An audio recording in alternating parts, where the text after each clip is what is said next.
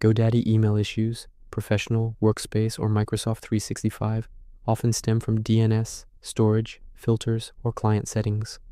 Basic checks. Verify internet connection and restart your device GH email app. Log into GoDaddy webmail, webmail.secureserver.net, or outlook.office.com for M365 to see if emails appear there. If yes, the issue is with your email client. Re-add account or update IMAP POP settings.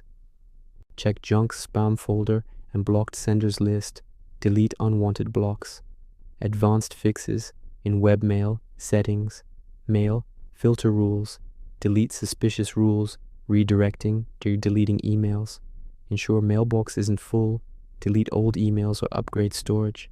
Verify MX records in GoDaddy DNS domain settings. Manage DNS. For workspace, point to secureserver.net servers. For M365, to Microsoft values. For cPanel hosting email, check email routing, remote char local in cPanel. Test by sending from another provider, for example from Gmail.